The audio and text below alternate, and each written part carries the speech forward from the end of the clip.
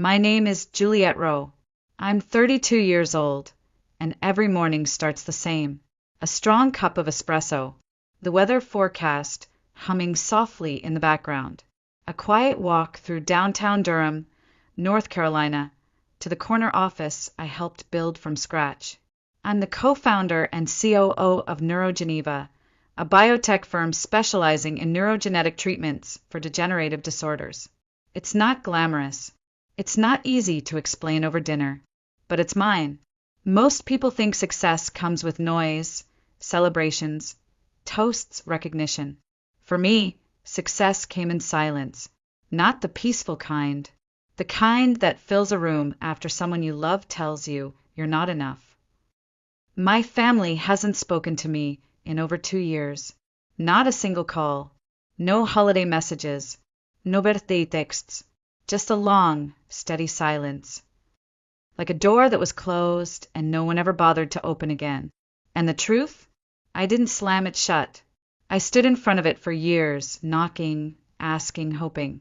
But one day I realized it had never really been open to begin with. I grew up in the same modest home where my sister Melissa was a golden light and I was the shadow that followed her.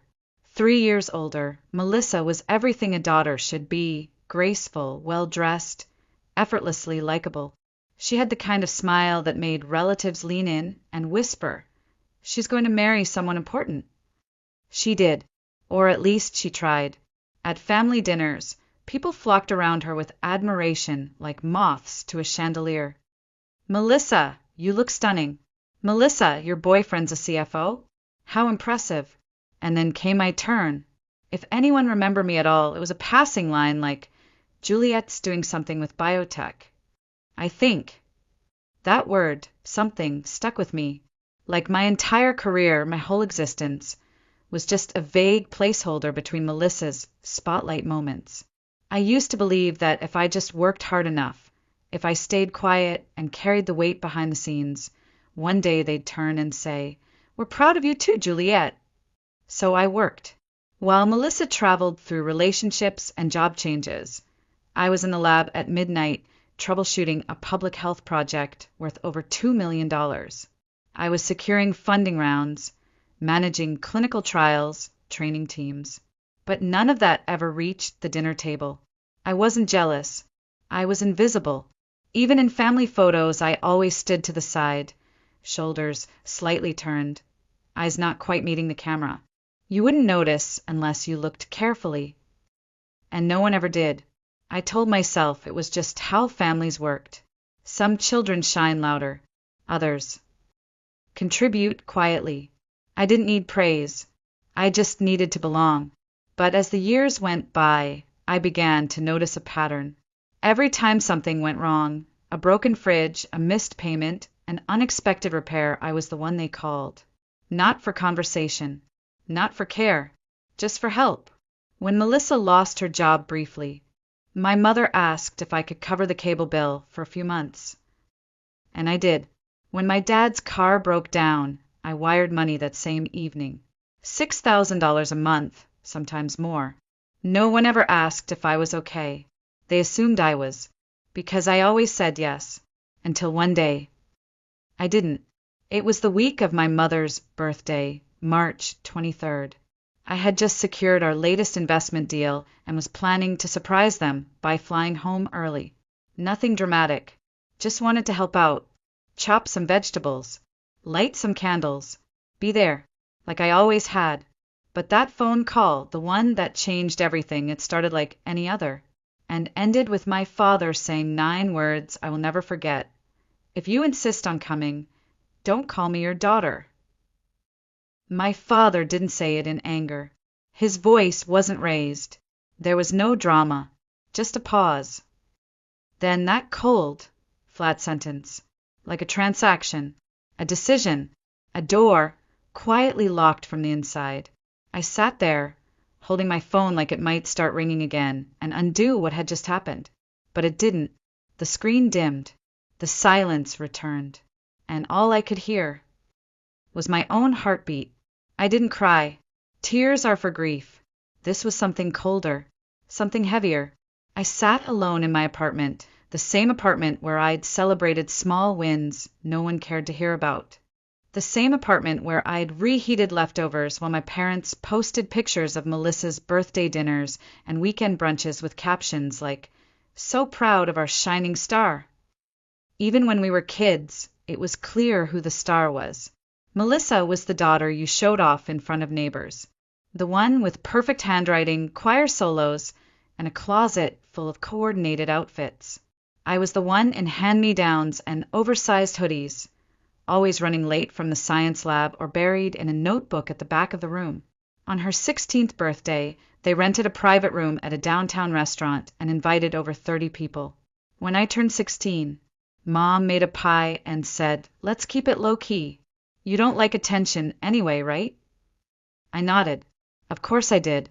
I had learned early that expectations lead to disappointment. So I smiled, thanked her for the pie, and stayed quiet. That became my pattern. Smile, nod, stay quiet. At high school graduation, I was the class valedictorian, but my dad spent more time bragging about Melissa's boyfriend getting into law school than acknowledging my speech. I remember standing on stage, scanning the crowd, hoping for eye contact. My mother clapped, distracted, her phone aimed at Melissa, who was posing in the stands with her date. It didn't hurt right away. Not then. At that age, you think there's always next time. Another chance to be seen. Another opportunity to earn the same warmth they gave so freely to her.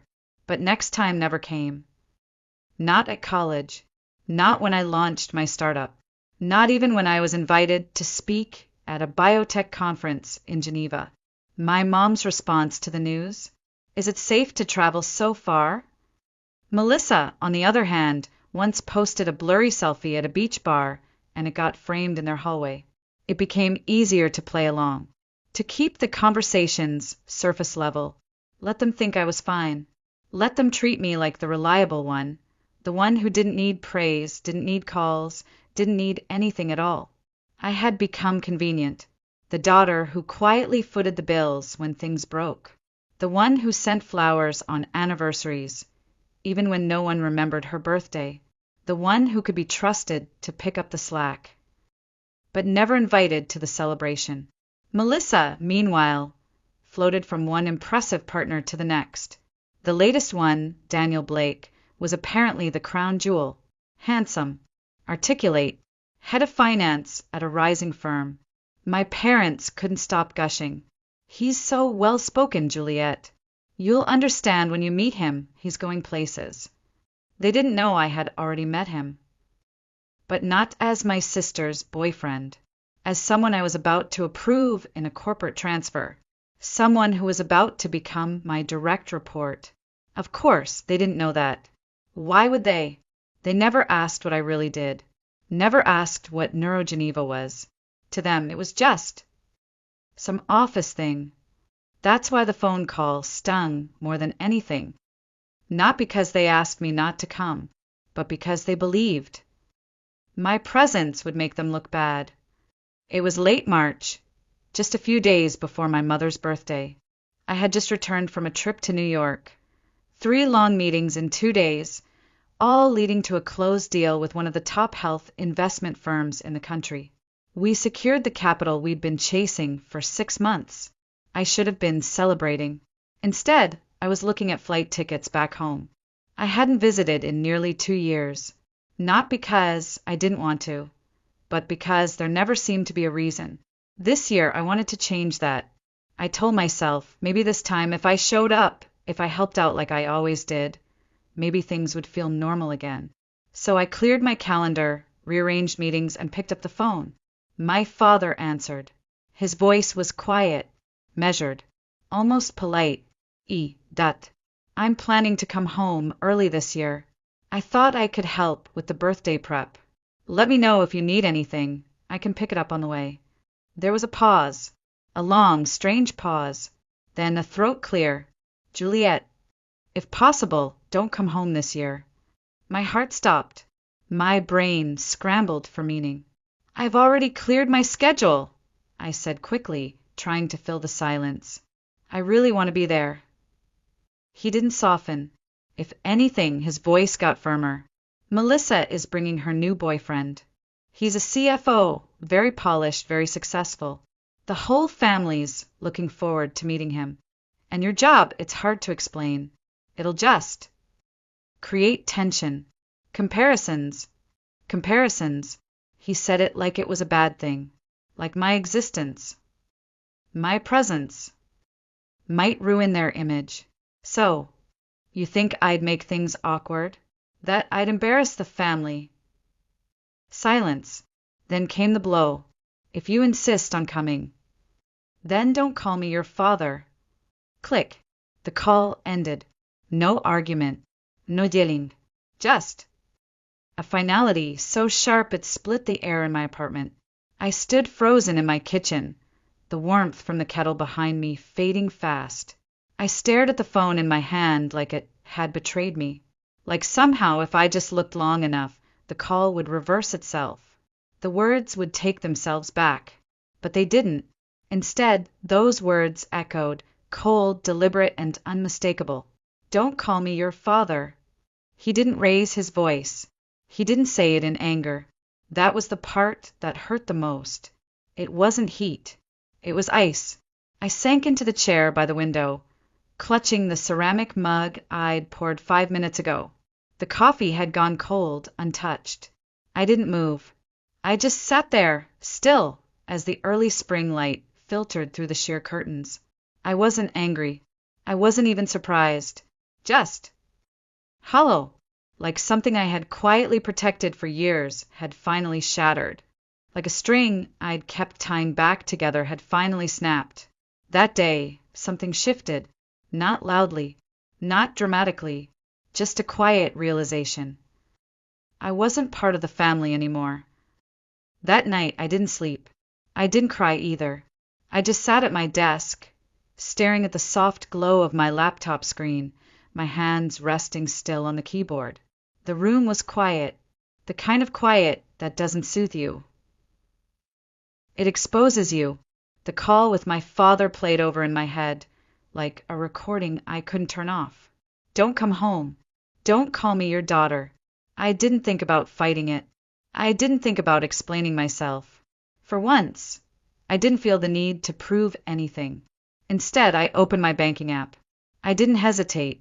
For the last 2 years, I had been paying nearly every utility bill for my parents. Electricity, water, internet, cable, over $6,000 a month on average.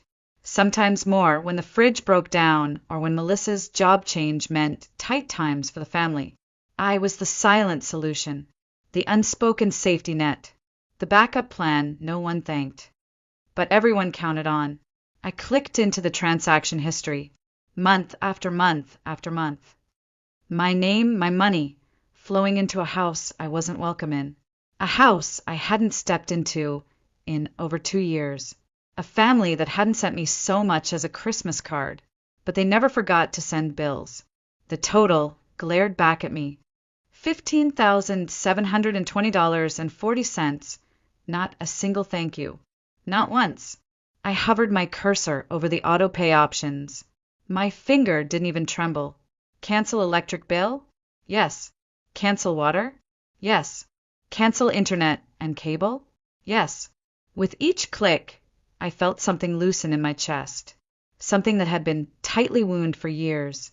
I wasn't being cruel. I wasn't trying to punish them. I was just done. Done pretending I was still part of something that never saw me. Done apologizing for not being easy to introduce at dinner. Done supporting people who didn't see me as a daughter, but as a monthly transfer. I didn't send a message. I didn't warn anyone. There were no fireworks. No confrontación. Just silence. The same silence they had given me. And in that moment, for the first time, I realized something deeply, undeniably true. They didn't reject me because I was cold or difficult or different. They rejected me because I stopped playing the role they wrote for me. The reliable one, the quiet one, the one who'd always say yes. Now, I had said no. March 23rd arrived with the kind of stillness that felt like a held breath. I woke up early, as I always did, and brewed my usual cup of peppermint tea. The city outside my window was just beginning to stir. The light was soft, the air was crisp, and for the first time in years, I had no reason to check my messages. I didn't call. I didn't send a card.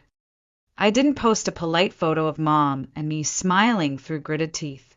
Not out of spite, but because pretending had finally become more exhausting than silence. I sat on the balcony, wrapped in a knit cardigan, sipping my tea slowly as the hour hand crept toward 5 o'clock. That was usually when the party started. Streamers, smiling guests, and Melissa, of course, perfectly styled, proudly introducing her newest boyfriend. At exactly 5:08 p.m., my phone buzzed. Mom, Juliet, can you check the power? The lights just went out and the oven's not working. It's an important day. I place the phone face down on the table. 10 minutes later, another buzz. Dad, no water, no internet. Call the providers. Your mom's freaking out. I stared out at the tree line behind my building. No ride, no guilt, just an eerie calm. Not once did they ask, "Are you okay?" Not a word about the call that cut me off. Just commands, like always. Then Melissa chimed in. The internet's down. Guests are arriving. Mom's almost in tears. What's going on? I picked up my phone, typed a response, then deleted it. What I almost sent. 3 weeks ago, Dad told me if I insisted on coming home, I shouldn't call him my daughter. I'm just doing what he asked. If that's inconvenient, maybe find someone you're not ashamed to introduce. But I didn't press send. Why? Because it didn't matter. Because no matter what I wrote, they'd only hear what fit their story. So I put the phone down again. Let them sit in the dark. Let the oven stay cold. Let the Wi-Fi remain dead. Let the image crack just enough to show the truth beneath it. At 7 p.m., a voicemail arrived. Melissa's voice was tight, bordering on panic. Mom's been crying since last night. Do you even care? This was supposed to be the big day. Daniel met everyone today, and everything went wrong. You're so selfish. Selfish. That word used to crush me. Now it just slid off. I listened to the message once, then turned off my phone. For years, I hadn't been selfish enough. Now, it was time. The next morning, the storm hadn't passed. It had only just begun. I was reviewing weekend operations reports on my laptop when I noticed an email subject line that made my breath hitch. New Jersey staff transfer to Durham HQ awaiting approval. I clicked. It was part of our expansion plan, moving select financial leads into the main office. I skimmed the list, eyes scanning, then stopped. Daniel Blake, head of finance, New Jersey branch. I blinked once, then twice. Daniel. Melissa's Daniel? My memory kicked in. A handshake at a biotech leadership conference 6 months ago. Polite, firm. He called me co-founder Roe and didn't blink twice. He hadn't made the connection. Neither had I. Until now. And suddenly everything aligned. The man my father wanted to impress. The one so successful they couldn't risk me standing next to. The reason I was asked not to come home. Was about to start reporting directly to me. I stared at his file for a long moment, a wry smile tugging at the corner of my lips. I didn't feel vindictive. I didn't even feel triumphant. Just oddly weightless. The universe had written the script for me. I didn't have to say a word. The next morning, Daniel arrived at NeuroGeneva's Durham office. He was dressed sharply, just like in his resume photo. Navy suit, brown shoes, the kind of man Melissa loved introducing. He stepped into my office holding a folder, expecting someone else. Then he saw me. His eyes widened, froze, color drained from his face. Juliet. I smiled faintly. Calm, professional, the kind of smile that doesn't need to explain itself. Welcome to NeuroGeneva, I said. I'll be reviewing your department's quarterly financials. I look forward to working with you, Daniel. He didn't move. For a second, he looked like he wanted to say something, maybe apologize, maybe run. But he didn't. He simply nodded, handed me the folder, and walked out, stiff and pale. I didn't chase him. I didn't call Melissa. I didn't message my parents. I just sat there, letting the weight of the moment settle around me like morning fog. They had spent weeks preparing for his visit, curated the perfect version of our family, framed Melissa like a queen, excluded me like a stain they didn't want seen. And yet, in the end, he walked straight into my office and called me boss. That evening, as the city lights blinked on outside my window, my phone buzzed again. A long message from Melissa. I didn't open it right away. I just stared at the notification glowing faintly on the screen, already knowing the tone. Accusatory, wounded, dramatic. After a few minutes, I tapped it open. You knew all along, didn't you? You let it happen, right in the middle of the party. Mom's been crying nonstop. Daniel doesn't even know how to react. Don't you think that was cruel, Juliet? Cruel. That word had circled me my entire life. But only now, when I stopped giving, stopped nodding, stopped carrying the weight for everyone else. Now I was cruel? I set the phone down and made myself a cup of ginger tea. Let it steep. Let the steam swirl into the air and soften the tightness in my throat. I didn't feel guilty. I didn't feel victorious. I just felt clear. 10 minutes later, I picked up the phone and typed a reply. You say I was cruel, but I was just at home. I didn't start the video call. I didn't call myself his boss. I didn't do anything. And if one truth was enough to ruin the whole party, maybe that party was never built on anything real in the first place. I hit send. No emojis. No punctuation flourish. Just a plain, stripped-down message, like the clarity I had waited years to claim. Half an hour later, another buzz. This time, my mother. Her message was short. I never expected you to choose this way to get back at the family. I exhaled. Slow and long. Get back? Is that what they thought this was? Retribution. They truly didn't see it. Even now, even after everything. They still believed this was about revenge, about bitterness, about some cold-hearted punishment. But it wasn't. I wasn't trying to hurt them. I was simply done trying to be enough. The next morning came quietly. I returned to my desk like any other Monday, reviewed investor updates, skimmed through operational reports, answered a few team messages.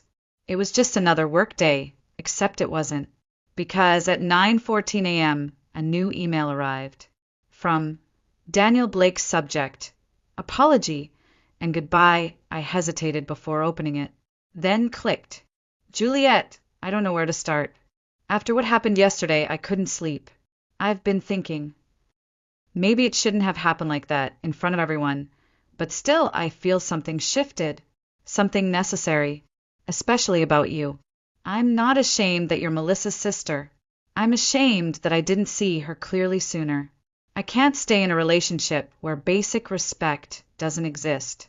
As of today, I'm ending things with her, and I wanted to thank you, not just for your silence, but for the way you lead, quiet, strong, and fair. Daniel, I read the message twice, not because I didn't understand it, but because something inside me needed to feel it again. Not the apology, not the breakup, the recognition. He didn't pity me. He didn't over-explain. He saw me. I typed a reply slowly. Daniel, you don't need to apologize. Everyone is responsible for how they choose to see others. And don't worry, I never bring family into work. But I hope now you understand. Sometimes silence is the greatest strength. I clicked send, closed my email, sat back. There was no satisfaction in knowing Melissa had been left. No joy in her tears. I didn't need her to suffer. I just needed the illusion to end.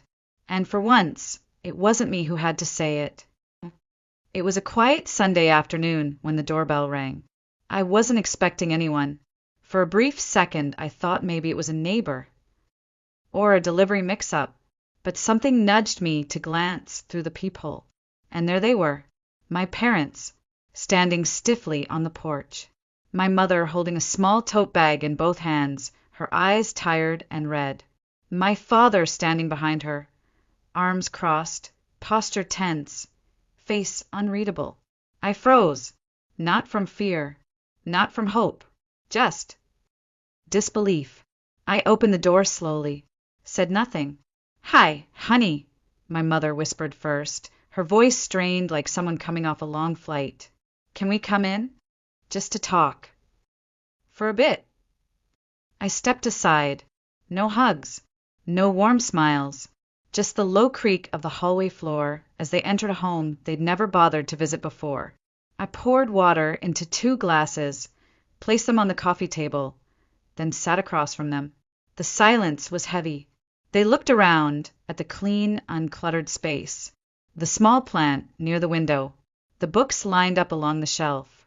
It was a life they had never asked about, a space they had never stepped into. Until now. My dad spoke first. "About your mom's birthday," he paused, eyes avoiding mine. "I said some things I shouldn't have." I waited. No apology. No, I was wrong. Just a vague statement tossed out like a rope, hoping I'd pull it into forgiveness. Then he continued, slower this time. "Claire's been a mess since the breakup. Your mom's been crying every night. We thought maybe we could sit down and talk, like a family." Still, I said nothing, just nodded slightly, waiting, because I knew where this was going. And sure enough, my mother leaned forward, unzipping the tote bag and pulling out a single sheet of paper. "Well," she began, "we've been thinking. You're stable now. Your job is great. If possible, we're hoping you could help us with a monthly contribution. Nothing much. Just enough to cover living costs, insurance, and some retirement savings." She slid the paper forward. $2,000 per month. My father jumped in, eager to defend it. "It's not a lot. Not for someone in your position. We're not asking for much. You know, we're family." I leaned back, stared down at the numbers like they were written in another language. Then I looked up, calm, steady. "What about Melissa?" My mom's face twitched. "She's not doing well. After the breakup. Her work's a mess. We can't pressure her right now." I let out a soft laugh. Not bitter. Just tired. Melissa can't be pressured. And I've always been the one who could. "Ich setze. If Melissa agrees to contribute her part, $1,000 a month, and we sign a clear contract stating that when you both pass, all assets, including the house, will belong to me, then I'll consider it." The silence after that was deafening. My father's brow furrowed. His cheeks flushed red. "Are you seriously giving your own parents conditions?" I didn't blink. Not conditions. Principles. "I've already spent nearly $16,000 on this family in the past 2 years, without so much as a thank you. If you want me to keep contributing, then it needs to be documented. Clear. Fair." My mother looked at him, voice faltering. "Maybe we should just talk it over first." But my father shot up from his seat, palm slamming the wooden table so hard the glasses rattled. "We raised you for over 20 years, and now you're putting a price tag on that. You're unbelievable." I stayed seated, eyes steady, voice low. "Then let's calculate it, line by line. But I'm done paying for it with silence." He stared at me, like I was someone he'd never met. My mother stood slowly, fingers brushing his sleeve. "Let's go." I followed them to the door. No hugs, no goodbyes, just the sound of their footsteps fading. It was March of '94 when I first saw what death looked like in daylight. I was 12. Snow was melting in patches across the street, and the trains outside our town still made that low mechanical groan that reminded me of something alive and dying. That morning, I remember my father bursting into my room. His face was pale, distorted, his voice breaking as he said, "Your mom, she's at the hospital. She lost a lot of blood. And the baby, they couldn't save her. My heart didn't understand it then. My legs did. They carried me down that cold hallway of the regional clinic, past walls that reeked of bleach and despair. My mother was lying there, pale as linen, surrounded by tubes and soft beeping machines. She didn't turn her head when I called to her. Her lips barely moved. "Nadine," she whispered. That was the name of the baby's sister who was supposed to arrive that spring, the name of the child who never made it home. My father sat on the edge of her bed and gently said, "Sweetheart, they couldn't save her." The way Mom turned to him then, I'll never forget that expression. Not pain, not confusion. It was emptiness. Something inside her died long before her body could heal. "They were too late," she said flatly. "Too late." That moment changed everything for me. I stood there, a child trying to understand grief and failure, and I swore to myself, if I ever became a woman who stood between life and death, I wouldn't let death win. Years passed. The world moved on, but that moment stayed, like a crack in porcelain no glue could ever fully fix. When I told my mother I decided to enroll in nursing school, she tried to steer me toward economics. "There's more stability, more scholarships. A better future," she said, gently adjusting the collar of my second-hand blouse. But I had already sent in the application. Midwifery, I told her. Labor and delivery. From the kitchen doorway, my father, Tim Carter, once a respected electrical engineer, now a handyman for hire, smiled tiredly. "You won't change her mind, Linda. She's got that look. Just like me. Stubborn as stone." Back then, we didn't have much. My dad had worked every odd job since the factory closed down. He fixed broken TVs, unclogged neighborhood sinks, and guarded parking lots at night when he had to. I think the only thing that kept him going was me. I took the 5:20 a.m. bus every day from our sleepy suburb into the city, whispering anatomy terms to myself under dim lights while sipping coffee I couldn't afford. My classmates thought I was intense. Maybe I was. I never went out drinking or dancing, never chased boys or dreams. "You act like you're carrying the world," they used to joke, but they didn't know about Nadine, or the way my mother stopped singing, or the sound a heart makes when it breaks in silence. They didn't know what I had promised, and I wasn't about to tell them. Midwifery school was harder than I thought, and I had braced myself for hard. The first semester hit like a freight train. Double shifts at a diner on weekends, late-night study sessions squeezed between bus rides, and anatomy exams that felt like interrogations. I learned to survive on peanut butter sandwiches and 5 hours of sleep. I didn't complain. Exhaustion was easier than silence. Mom had changed since the loss. She smiled less, moved slower, avoided babies in grocery store aisles. Her grief had calcified, turning soft things brittle. I tried not to add to her weight. I studied at the library to keep our house quiet, left sticky notes on the fridge to avoid small talk. Sometimes I'd catch her standing at the window, staring at nothing, her lips moving to lullabies she no longer sang. Dad, on the other hand, aged like rain on stone. Slowly, permanently. His hands, once smooth from drafting blueprints and running wires, were now calloused, cracked from lime and cement. He still came home with dust on his boots and paint in his hair, humming out-of-tune songs from the 70s, pretending nothing hurt. But his eyes told me he hadn't stopped missing Nadine either. My first clinical rotation was at a maternity ward downtown. I wore a borrowed uniform, half a size too big, and tried not to let the seams of my nervousness show. I fainted during my first birth, literally slid down a tiled wall like a broken marionette. I woke up on the floor, cheeks flushed with shame, to the voice of a senior midwife named Judith. "Happens to the best of us, kid," she chuckled, helping me up. "You gonna run?" I didn't. I walked back in 15 minutes later with my hair still damp from the cold tap and my jaw clenched tight. That night, everything changed.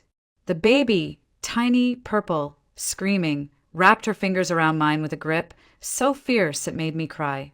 I'd never felt something so small and so alive. The room disappeared.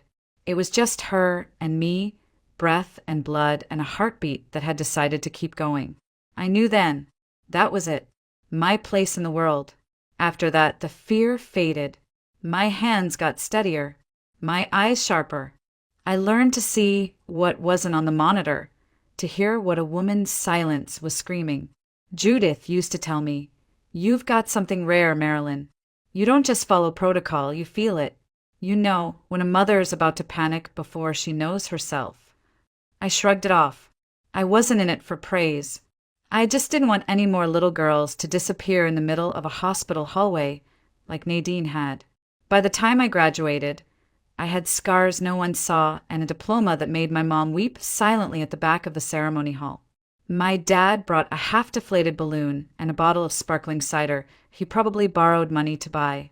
"To Nadine," he said softly, raising his paper cup. "And to you, kiddo, for giving her a voice she never got to use." I still carry that moment in my back pocket, and the fire inside me burned stronger than ever. Because now, I wasn't just chasing a dream. I was keeping a promise.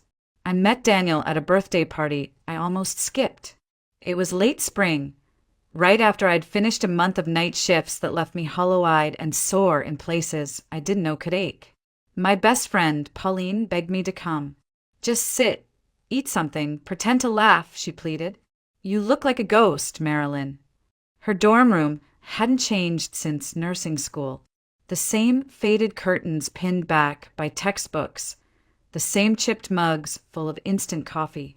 We were adults now, allegedly, but the air still smelled like burnt pasta and lavender lotion. Familiar, safe. And then he walked in. Daniel Pierce, a man who looked like he belonged in a lecture hall or a hardcover book jacket. Tweed blazer, tousled curls, a leather portfolio under his arm like it was part of his body. He had this calm, studied confidence that made people turn toward him without realizing it.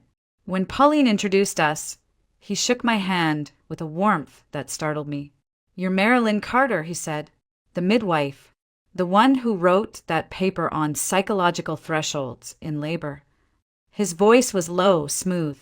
I read it, twice, beautifully written. I laughed, awkward, flushed. "You're probably the only one who did." "I'm a historian. Obsessive by nature," he replied, smiling. And that piece, it wasn't just clinical. It was human. I remember thinking, finally, someone who sees more than scrubs and chart notes. The romance unfolded the way stories promise it will. Bookstores, rain on coffee shop windows, long walks where we traded childhood memories like postcards. He sent me poetry, quoted Tolstoy like he meant it. On our third date, he gave me a worn edition of Anna Karenina, first English translation. Every woman should own her story, he told me, not just live it. When he proposed, I didn't hesitate. He knelt in the garden behind Pauline's building, fingers smudged with ink and rose petals. I said, yes, like it was a lifeboat. The wedding was modest but elegant. Daniel insisted on a classical quartet and linen napkins folded like swans.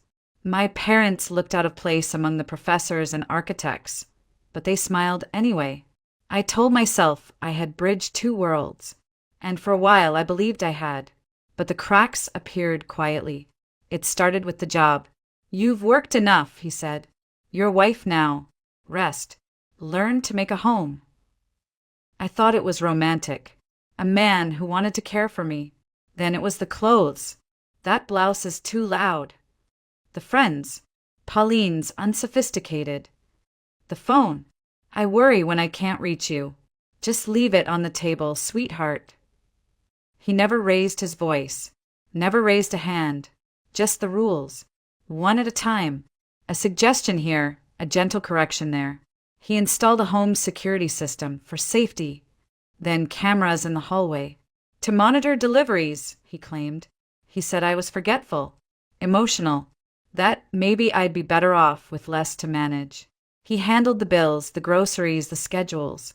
All I had to do was smile and stay pleasant.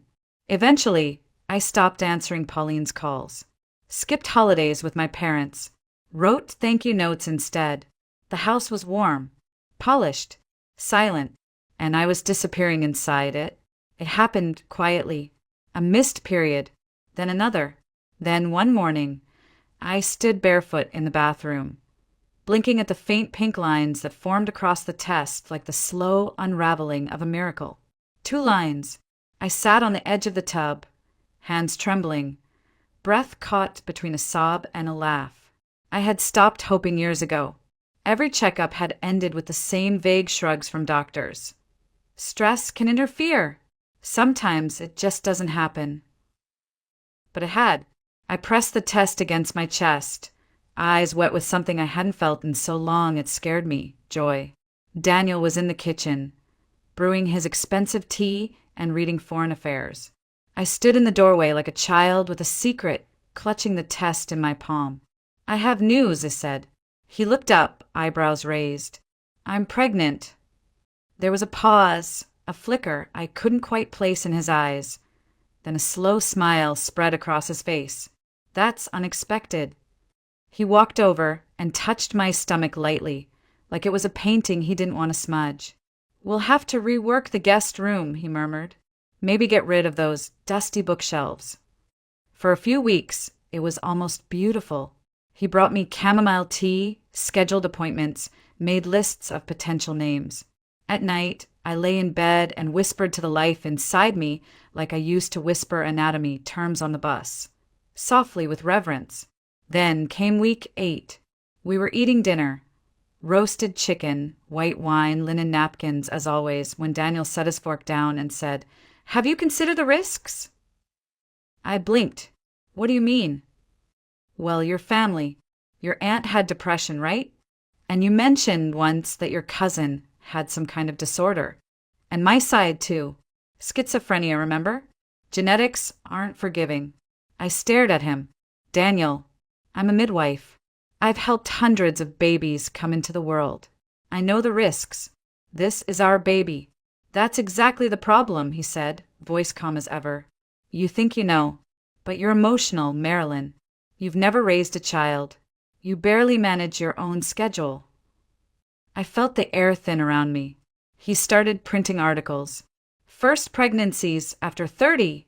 Prenatal exposure to stress.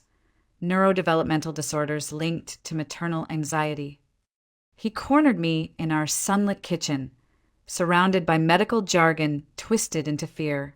Then came the final blow. A friend of his, a specialist, agreed to see me. Just to be safe, Daniel said. We went. The room was cold. The doctor never looked at me, only at Daniel. He said something about an abnormality in the fetal heartbeat, a spike in my blood pressure. Medically inadvisable, he concluded. We recommend termination. I sat frozen. I want a second opinion. Daniel placed a hand on mine. Marilyn, think about the child. Think about the quality of life. I screamed for the first time in months. Threw a cup across the kitchen wall. Told him I didn't believe any of them. 2 days later, I was bleeding. The ambulance arrived fast. Daniel didn't hold my hand. He stood by the door, arms crossed, like an administrator signing off a difficult case. The last thing I remember before going under was the sterile light above me and the way the nurse looked away when I asked if my baby still had a heartbeat. When I woke up, everything was quiet. Too quiet. I didn't pack much. Just a few changes of clothes, my nursing license, some cash, and the photo of my parents on my graduation day. Dad in his worn blazer, Mom in a floral dress she hadn't worn since Nadine. I left the ring on the kitchen table, beside a note I didn't sign. Daniel wouldn't cry. He'd call it irrational, emotional, predictable. It didn't matter anymore. I called Pauline, but her number had changed. So I called the only other person I could imagine showing up without asking questions. Bernice Caldwell. She was a retired nurse I had once trained under. A woman built of cotton and steel, with white hair always tied in a bun and a voice that could calm a birthing mother in the middle of a hurricane. I hadn't seen her in years. but I remembered the way she used to look at me during those brutal first rotations, like she saw something worth protecting. Her voice on the other end of the line was exactly the same. "You come," she said, "no questions. I've got a spare room and a kettle that never turns off." The bus to Mapleford took 6 hours. I sat by the window the whole ride, watching the world blur into green fields and long shadows. I didn't cry. I didn't sleep. I just held onto my bag like it was the only thing tethering me to the earth. Bernice met me at the station in a wool coat 2 sizes too big and a floral scarf wrapped 3 times around her neck. "You're skinnier than I remember," she muttered, pulling me into a hug that smelled like chamomile and old linen. "That man of yours doesn't know what he lost." Her apartment was small. Books stacked in corners, crocheted blankets on every chair. It was warm in a way that no thermostat could explain. She made tea with lemon and honey, sat me down and waited. I didn't speak for a long time. Then, like a dam breaking, it all came out: the gaslighting, the cameras, the manipulation, the baby I never got to meet. Bernice listened without interruption. When I finally finished, she nodded slowly. "You're not the first woman who's run from the wrong man," she said, patting my hand. "But you're one of the few who did it before she lost herself entirely." The next morning, she handed me a list of nearby clinics. This town's always short on hands, especially good ones. By the end of the week, I had an interview at Mapleford Women's Health Center, a modest clinic on the edge of town. It wasn't much. 2 delivery rooms, aging equipment, and a staff that rotated more often than the seasons. But when I stepped inside, something in my chest shifted, as if the air itself remembered who I used to be. The director, a sharp-eyed woman named Dr. Lacey Monroe, shook my hand and looked me square in the eye. "We've got more births than beds some weeks. You think you can handle that?" I nodded. "Good," she said. "We need women who don't flinch." That night, I sat on Bernice's couch, holding a chipped mug and listening to the wind rattle the windows. For the first time in years, I felt the quiet settle around me, not like a punishment, but like a pause, a beginning. The first few weeks in Mapleford felt like standing barefoot in snow, painful, disorienting, but somehow cleansing. I worked morning shifts at the women's clinic, mostly handling prenatal checkups and postpartum calls. At first, I kept my head down, did what was asked, avoided eye contact. But slowly the rhythm returned.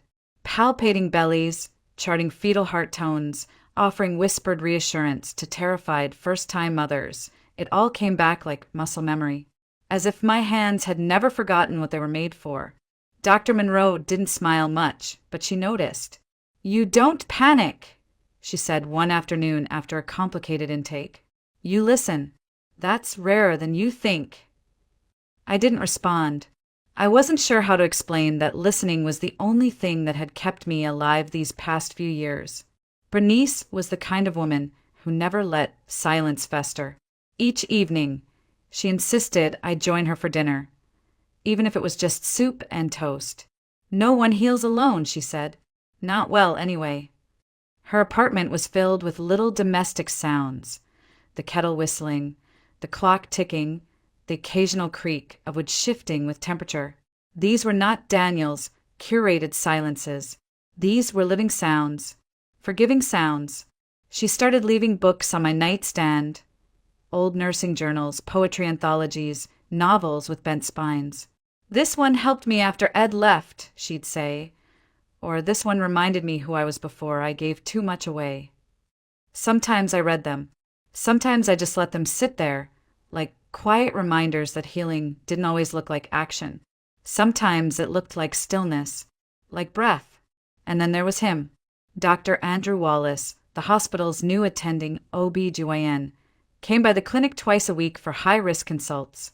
He was younger than I expected, late 30s maybe, with kind eyes and the kind of calm that didn't need to announce itself. He didn't flirt, didn't pry, just nodded politely and asked thoughtful questions. We didn't speak much at first, but over time we began to orbit each other, crossing paths during difficult cases, exchanging updates in the hallway. sitting side by side during chart reviews in comfortable silence.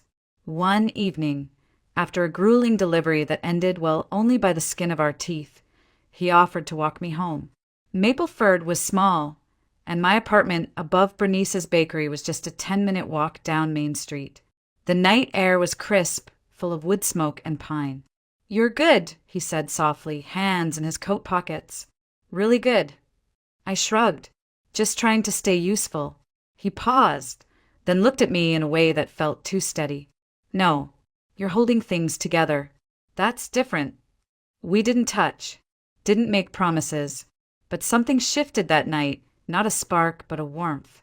A small ember, placed carefully where the cold had lived too long. Back at the apartment, Bernice was already steeping chamomile. She raised an eyebrow as I stepped in. "Someone walked you back." I nodded. She handed me a cup. "It's okay, you know." "What is?" "To let someone be kind to you." I didn't answer, but I didn't argue either. It was one of those nights where the world seemed to hold its breath. Late January. Mapleford lay beneath a blanket of thick snow, the kind that muffled sound and bent tree branches with its weight. I was on night duty at the clinic, a rare thing, but we were short-staffed and I didn't mind the quiet. Most of the patients had already been discharged or tucked into prenatal observation.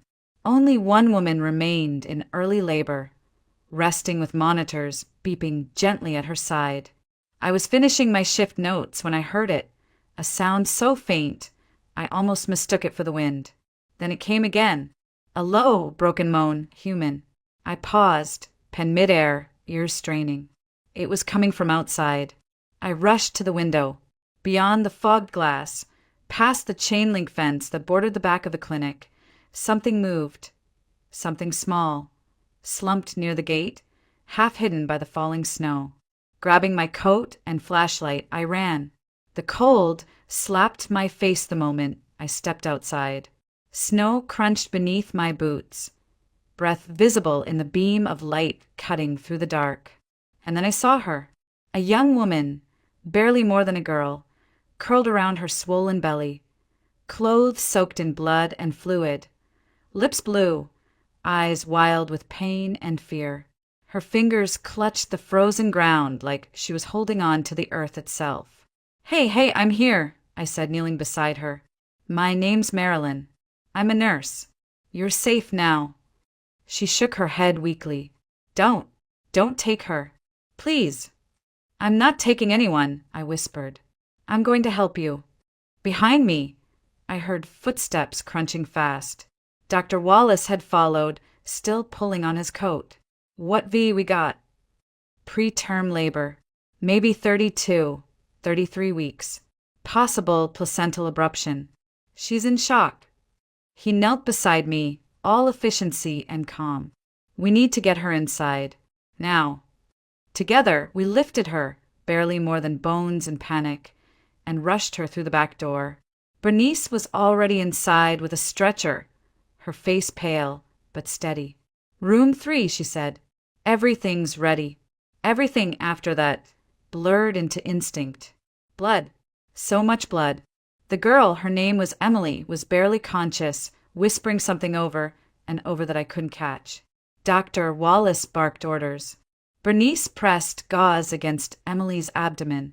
I hooked up 4 fluids with trembling hands, silently begging the monitors to stay stable. "Get ready for an emergency C-section," he said, snapping off his gloves. "We're out of time." When he handed me the baby, she wasn't breathing.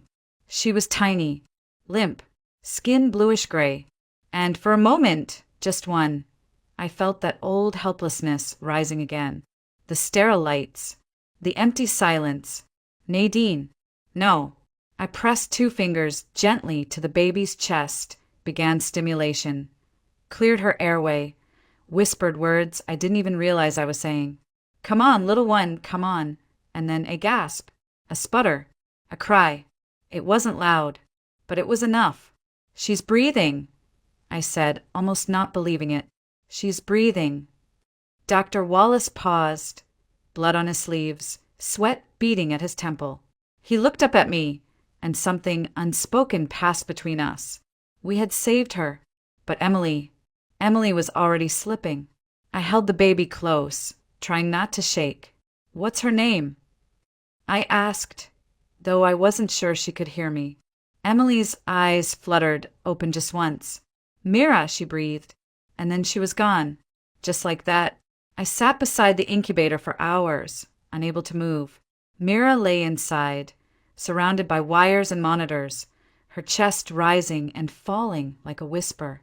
She was impossibly small, 5 pounds, maybe less, but her tiny fists flexed with a stubbornness I recognized. She was fighting. She wasn't supposed to be here. She wasn't supposed to survive, but she had. I ran a finger along the plastic wall of the incubator, tracing the curve that separated us. I didn't cry. There weren't tears left. Just something tight and heavy in my chest, something I hadn't felt in years. Hope. Her mother had died without a single ID. No family listed, no emergency contact. All we found was a small sketchbook in her coat pocket. Drawings of flowers and children. Soft pencil lines of women holding infants in blooming fields. On the last page, scrawled in shaky handwriting, was a name, Mira. My hope. That's how I knew it wasn't a name chosen in panic. It was a name chosen in love. I brought the book home that night and sat with Bernice on her threadbare sofa, flipping through every page like they held a code I was supposed to understand. "She named her," I said quietly. "She meant for her to live." Bernice nodded, sipping her tea. Most mothers do. We sat in silence for a while, the sketchbook between us like a newborn neither of us could touch. Finally, I whispered it out loud. "I want to keep her." Bernice didn't look surprised. She set her tea down, folded her hands. "Then we need to move fast." "What do you mean?" "She doesn't have family. No paperwork. No custody designation. If the county finds out, they'll assign her a temporary guardian and put her in the system." "No," I said quickly. "No, they can't." Bernice leaned forward, voice low. "You know how it works, Marilyn. She's legally unclaimed. And right now, you're just a nurse who happened to be there. You want to be more? We've got forms to file, people to convince, hoops to jump through. It won't be easy." I looked down at the sketchbook again, at the little drawing of a sleeping infant nestled in petals. I'm not afraid of hard. Dr. Wallace helped where he could. He had contacts in social services, pulled strings to get me temporary custody while the paperwork was in motion. We worked in tandem like we had in the OR, fast, focused, without needing to speak too much. But not everyone was happy. Zena, the new surgical lead, had been cold to me since I arrived. She didn't like how quickly I'd gained trust. She didn't like how often Dr. Wallace said my name. One night, I caught her lingering near the nursery, watching me through the glass. "You're getting attached," she said without looking at me. "Dangerous, that." "She has no one," I replied, and I was there. Zena's lips curled. "And yet somehow, you're the one walking out of that, or with a baby in your arms. Must feel powerful." I didn't answer, but something in my chest twisted. I knew that look, and I knew what it meant. A week later, Dr. Wallace grew distant. He passed documents to me through nurses, stopped making eye contact. At first, I thought I'd done something wrong. Then I realized he was protecting me, because Zena had heard too much, and she was waiting to use it. At first, I tried to convince myself it was nothing, that Dr. Wallace was just busy, that the distance in his voice, the way he avoided my eyes, the fact that he hadn't stopped by the nursery once in a week, none of it meant anything. We weren't anything. We had no promises, but I felt it like a door slowly closing and locking from the other side. When I asked Bernice about it, she didn't sugarcoat it. She never did. "People like him carry weight," she said. "People like Zena, they wait for a slip. Sometimes staying close to someone is the quickest way to see them fall." I didn't respond. I just folded another tiny onesie into Myra's drawer and pretended my chest didn't ache. Then came the knock. It was just after 9, and Mira had finally fallen asleep after another fussy evening. I had been sorting through pediatric paperwork, half awake, half listening to Bernice hum in the kitchen. The knock was firm, measured, a stranger's knock. I opened the door and froze. The man on the porch was tall, broad-shouldered, dressed in a gray wool coat that probably cost more than my monthly rent. His beard was neatly trimmed, his eyes sharp but not unkind. In his hand, he held a slim leather folder. "Marilyn Carter?" he asked, voice low and direct. I nodded, suddenly aware of the heartbeat in my ears. "My name is Daniel Pierce," he said. "I believe you're caring for my daughter." I didn't understand at first. The words made sense, but the meaning didn't land until he opened the folder and handed me a document. Then a second, a photograph, and there she was, Emily, smiling in front of a mural, paint on her hands, belly already rounding beneath a loose t-shirt. Her face was softer, lighter, but unmistakable. "I hired her," Daniel said, 2 years ago, through a surrogacy agency. She was carrying my child. I sank onto the nearest chair. "You're mistaken," I said quietly. "She never mentioned anyone. No paperwork. No contact. She gave birth and died alone." His voice didn't waver. "She ran. She left a note the morning she disappeared. Said she couldn't go through with it, that the baby was hers." He paused, and for the first time I saw it, the pain beneath the polished exterior. "I searched for her for over a year. Private investigators, legal teams. Nothing. Until last week, when someone in your hospital uploaded a case report with just enough detail to catch attention." Zena. Of course. I looked at the photo again, at Emily's eyes, at the mural of swirling stars behind her, and the tiny caption below written in faint pencil. "For her. For Mira." "She named her," I whispered. Daniel nodded. "That's how I knew it was her. I chose the name. Mira means peace in an old dialect my grandmother spoke. Emily liked the sound." We sat in silence for a moment, the weight of it all pressing into the small room, into the old wood floor and the stale tea on the counter. "I'm not here to take her from you," he said at last, "but I do want to meet my daughter." Everything in me screamed to say no. But then I thought of Myra's eyes, so green, so full of questions I couldn't always answer. And I realized a door had just opened, not behind me, but ahead. I didn't let him hold her right away, not because I didn't trust him, but because I didn't know how to trust anyone with something so fragile again. We arranged a supervised visit at the clinic. Bernice insisted on being there, quietly reading a magazine from the corner. Dr. Wallace passed through once, but didn't stop, just nodded toward me, his face unreadable. Daniel sat across from me, hands clasped between his knees, eyes never leaving the tiny bundle asleep in my arms. I watched him watching her, not with hunger, not with fear, with longing, and something else. Regret. "She has her mother's lips," he said quietly. I looked down. Myra's mouth was soft, pursed in sleep. Emily's sketchbook flashed through my mind. Petals, swirls, the way she had written that name like a prayer. "She never told us," I murmured, "why she ran." Daniel's jaw flexed. "I think she was afraid I'd take the baby and disappear, that I only wanted a child, not the connection. And was she wrong?" His eyes met mine. I didn't understand back then. I thought biology was everything. But now, I know that showing up is louder than blood. I didn't want to cry, but I did, because somewhere deep in me, I knew exactly what he meant.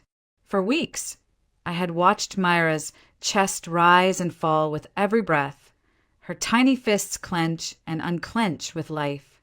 I had fed her, sung to her, rocked her through colic and fevers and 1,000 tiny moments that added up to something huge.